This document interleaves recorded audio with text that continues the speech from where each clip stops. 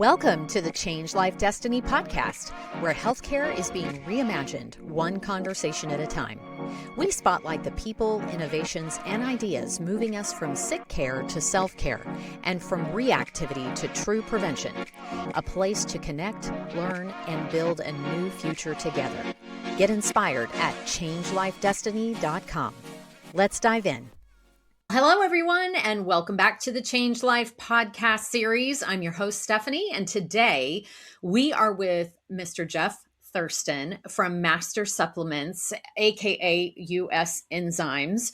And I'm so excited to talk to him today because I have tried this product, and let me tell you, it works, y'all. It works really well. So, Jeff, welcome to our podcast today. Oh, I'm happy to be here. We're happy to have you. Okay, so before we step into this amazing product and product line that you have, I'm really interested in our listeners knowing a little bit more about you.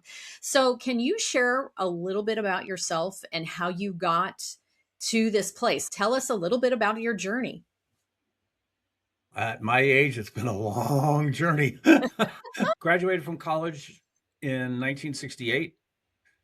And that was at the height of the Vietnam War, and the draft was there, and that precluded a lot of going on to school for a lot of people. Anyway, I ended up working in a biolab, and I realized what I was doing, and I left there. I left what I call the dark side. Oh, I see. Yeah, and then somebody talked me into getting into sales. I said, "Oh, I can't sell anything," but turns out I could.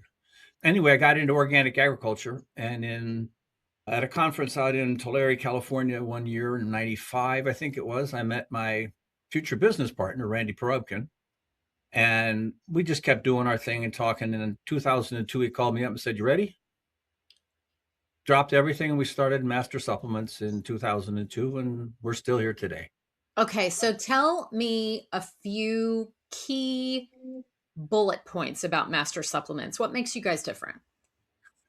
First of all, we'll just talk science. That's number one, right? There's been this thing on publish or perish. Our whole thing is verify or vanish.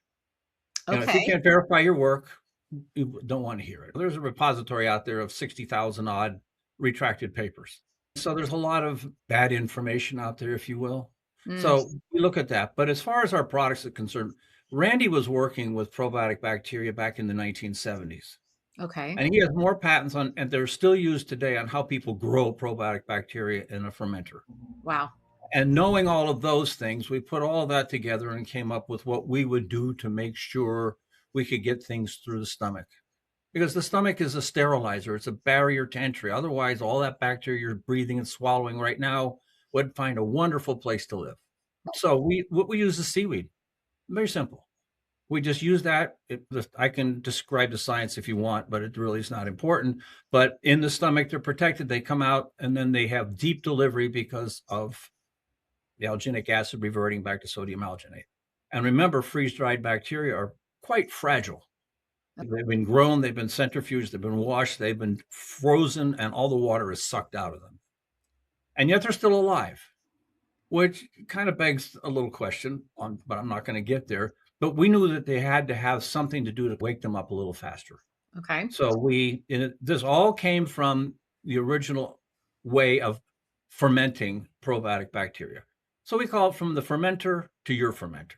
We deliver the bacteria, we wake them up where they need to be to do the things they need to do. And we give you the exact strain, not just genus and species, not just Lactobacillus acidophilus, but we give you the very specific LA1 strain, the ATCC number, which is American Type Culture Collection number. So you can look up exactly what that organism is. And we guarantee it through expiration to the number of bacteria that are on the label. So we've done things a lot differently than everybody else. So we guarantee what you're getting, we deliver it, and then we guarantee it. If you're not happy, send it back. Wow, that is a lot. And I do want to dig a little bit more into the science. I think that people are interested in that, and they do want and need to hear about it. So specifically you are primarily promoting US enzymes at our conference, correct? At the conference, I'm really not, the products are not center stage. Okay. All right. There's a bigger, deeper question that I'm going to talk about at the conference. Okay. Share. Do Because share. Do share. okay, your conference is called Changing Life and Destiny, right? And my presentation is called Soil to Soul. So what we have to talk about is the what we walk on is not dirt, it's soil, it's living. And in those living soils, there are minerals, and those minerals require microbes to get into the plant for us to get in for our human health, and we don't get them. Hmm. So, my talk is going to be primarily about what is important in the soil. How do plants work with the soil microbes to get the minerals into them so that we can get them? So We, this ties into your clearly, this ties into everything that you have studied and you've learned through your years. Okay, I got it. All right. So that's fantastic because there is so much talk about the deprivation of minerals in our food and in the plants. And so share not I don't want you to get too in your masterclass because clearly people need to come and listen to you speak. But a bullet point or two, give us a little bit more, dive a little bit deeper into that topic. okay, the GI tract is not just a tube, right? There's a pH gradient, and at the same time, there's an oxygen gradient. Okay. And so that combination of pH and oxygen is what determines what lives where and what it does. Okay. The soil is the same way. And I talk a lot about iron when it's in the Fe+3, the ferric iron stage. It's going to stay in the soil, it's not going anywhere. Microbes make it ferrous, which is +2, which is now usable by a human being.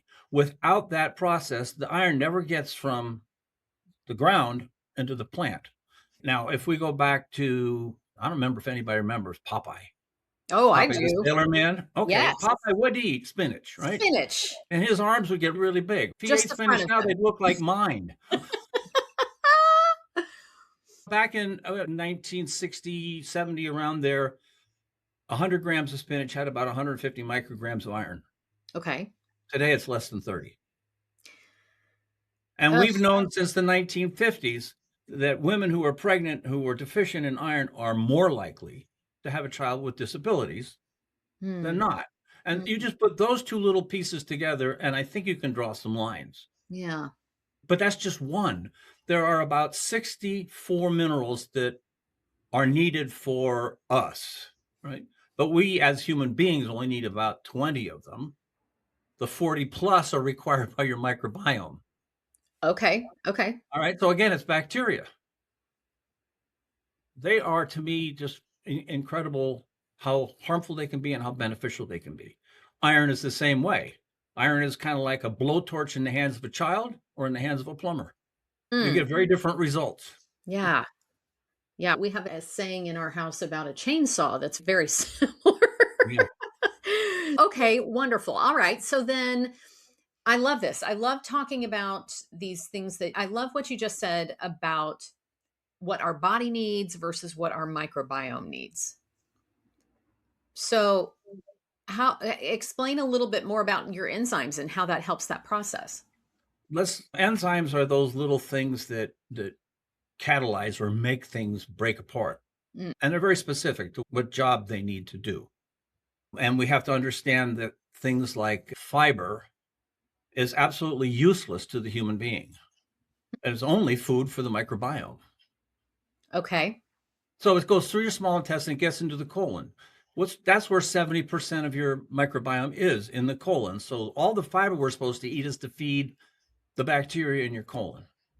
And Okay. then they may need, and we don't make enzymes to break down fibers as human beings. That comes from the bacteria in your colon. And there may be as many as I've read, up to 6,000 different enzymes that may be required to break down the fiber that we eat. Okay. And a lot of those enzymes need a mineral to activate them. And if we're not getting the mineral from our Then they food, don't work as efficiently. then they don't work as efficiently and then we're Bingo. oh, wow. Okay. Okay. I love this. Okay. So there is this sort of it seems missing link in these enzymes. Is that accurate? I'm not so sure that it's missing. may be overlooked, and our agriculture practices need to be modified. In an acre, I'll get into this in my talk, but in an acre of pasture, maybe as many as 3 to 10 tons of bacteria, fungi, and actinomycetes in an acre. Tons.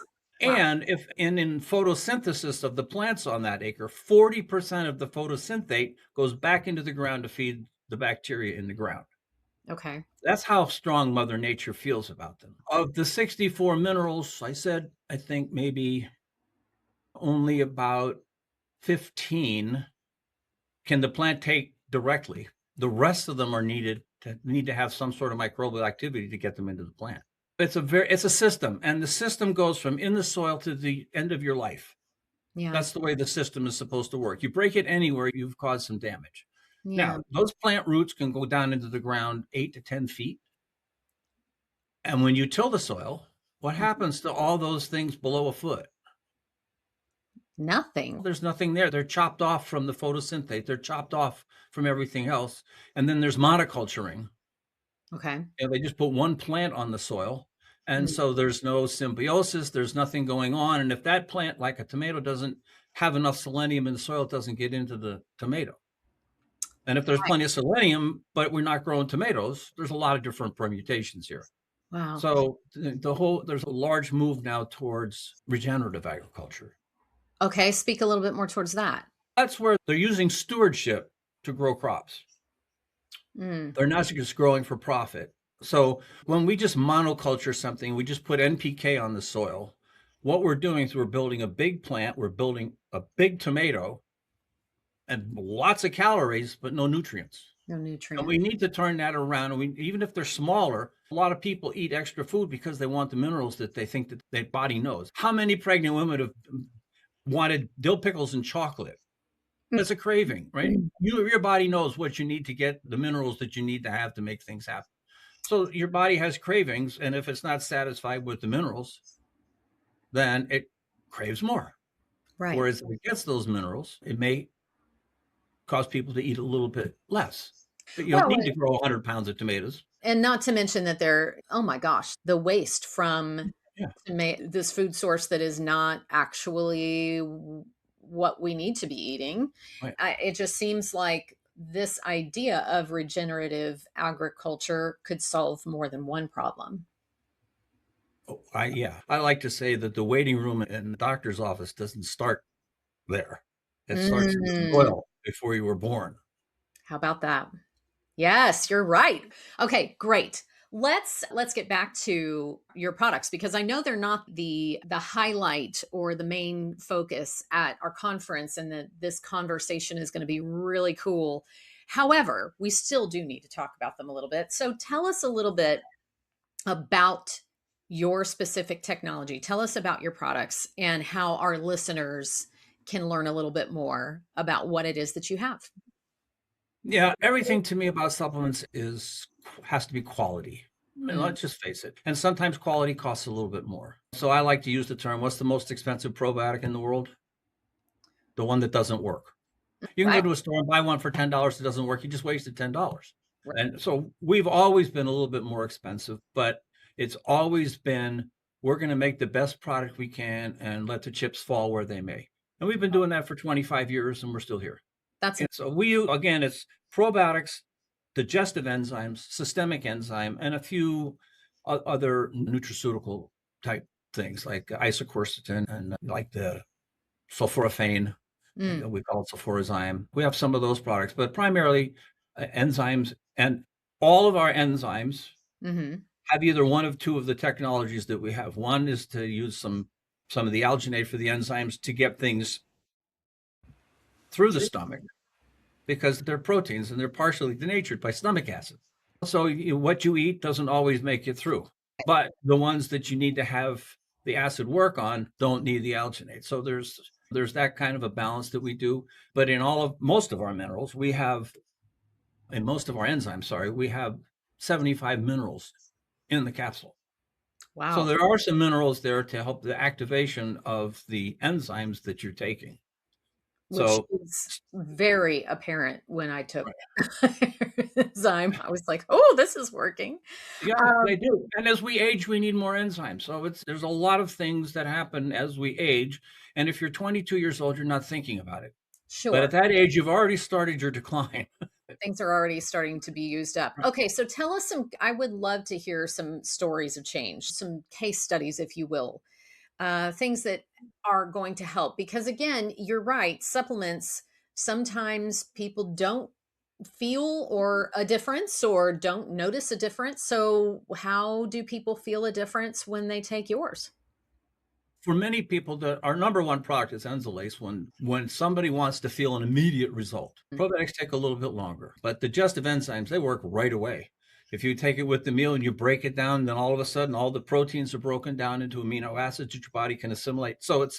But I like to say it this way, it's not just what you eat, but what you digest. Right, And not just what you digest, but what you assimilate. And not just what you assimilate, but what you eliminate. right. That whole process has got to be done, and enzymes help that. Most of the time, a lot of these enzymes are coming from the pancreas. The protein digestion starts in the stomach. All these different enzymes work at different pHs. So Mhm. there's that pH gradient going through the GI tract. And then bacteria, there's probably 5% in the early part of the small intestine, 20% at the distal end of the small intestine, and 70% in the colon. In the colon, there's no oxygen. So the bacteria that are normally in your colon can't live in the small intestine because there's oxygen there. Everything is set up so that the food is broken down for the specific bacteria, what they can eat when they need it, and we keep messing it up. We take too many things, antacids, and try to raise the pH. It's got to be between 1.5 and 3, or proteins don't break down.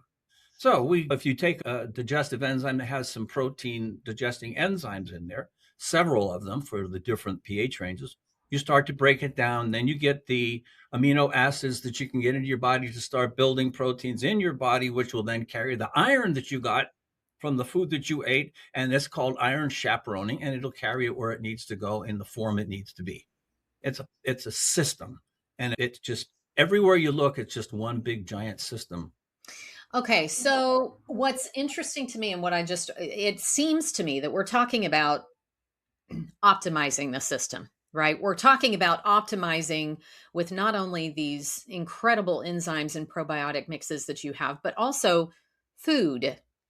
And so, how does this work if you've got someone who isn't eating fresh food, fresh vegetables, protein from a source? There's so many people out there that are eating so poorly.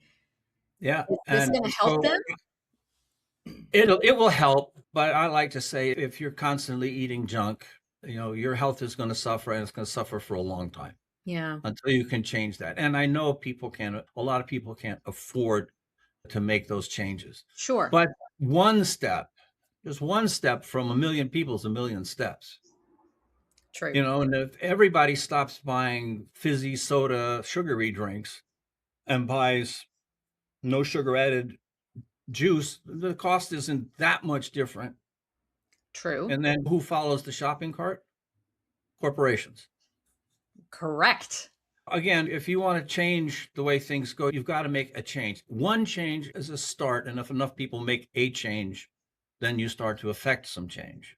But I love all your little quips. I love them. it's the unborn children that are going to suffer. Mm, mm, My granddaughter she's 4, but her children are going to be impacted by what we do today. right. Native Americans have that.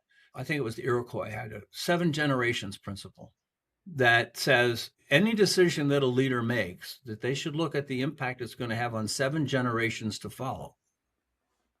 That's stewardship. That's not just profit, that's stewardship, Yeah. right? And if it's going to hurt your grandchild, do you really want to do it so you put a couple extra bucks in your pocket? Yeah. Well, that's choices. Again, Everybody has their own agenda. everybody has their Everybody own. has their own agenda. Yeah. Okay. So let me ask you another question. Jeff Thurston is dreaming, let's just say, about the future and the future of healthcare. In your wildest dreams or your brightest visions, what would you like to see when it comes to preventative care, root cause preventions, things like that? What would you like to see? Food, good, healthy, nutritious food. Your body will adjust. It's already adjusted into a less healthy state by eating processed foods. Mm, It will adjust to back to better health if you have good food. It needs to start in the soil. We can't pollute it.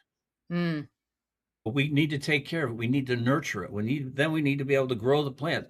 And I know some people object to eating animals. That's fine. You can eat the plant and get the nutrition yourself. But I always like to say, you remember those guys way back when running around in loincloths with bows and arrows and running through the tall grass? They weren't hunting broccoli. True. The animals, and my grandmother, we live in northeastern Pennsylvania. She could not eat a tomato unless she canned it, except for the simple months of August and maybe late July and early September. Then the frost would come and the tomatoes are gone. And if you didn't can them, there's no way to get a tomato that's picked green in Chile and grown to be able to be transported and shipped up here, or shipped up to northeastern Pennsylvania from Florida. All those foods, they could only eat meat and potatoes most of the time in the winter and what they can. Now you can go into a grocery store and you can get bananas year round. Right. You can't grow them up here. So people ate what was available to be eaten. And there's even that whole concept of eating seasonally for your health.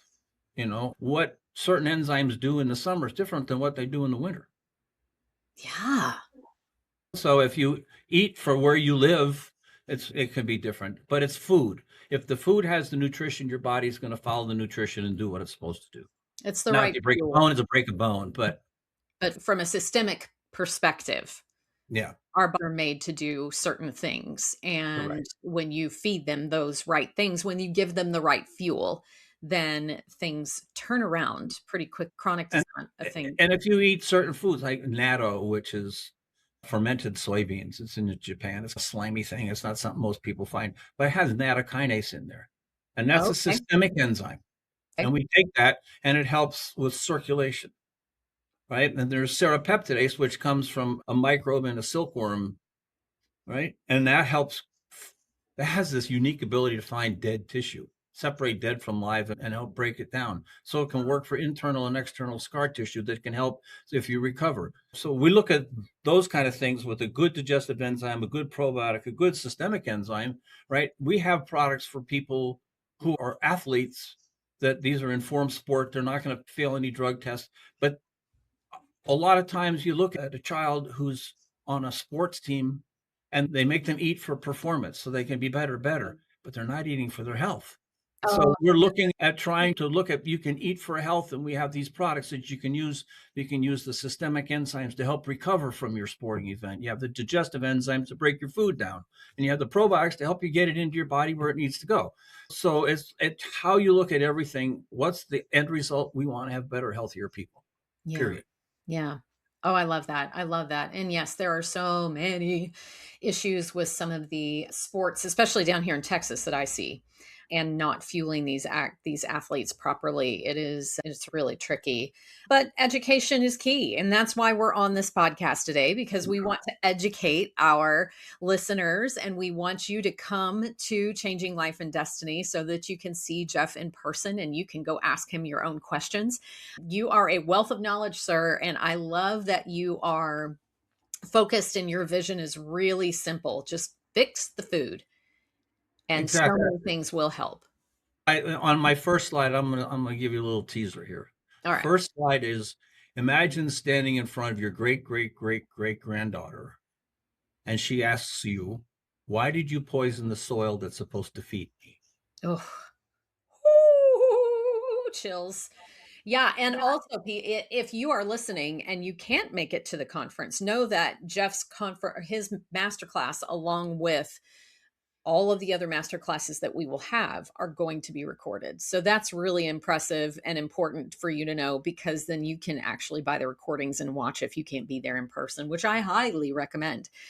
But that is such a poignant question. And I think that it leads back to what you were saying about 7 generations. and being stewards of each other and of our descendants. And I just love that's what you're all about. And I love talking to you. And I'm so glad that you were able to give us this information today and share some time with me. And be sure, listeners, you will have all of the links that you can in the show notes so that you can go down there and check out US Enzymes and check out Master Supplements and get yourself in touch with Jeff because he's a really cool guy. Thank you. You're welcome.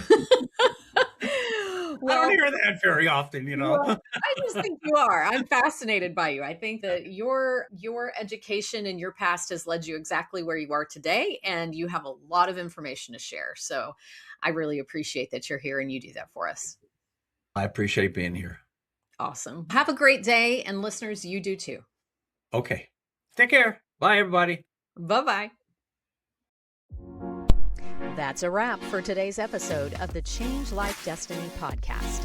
If you loved what you heard, share it with a friend and follow us for more bold conversations and breakthrough ideas.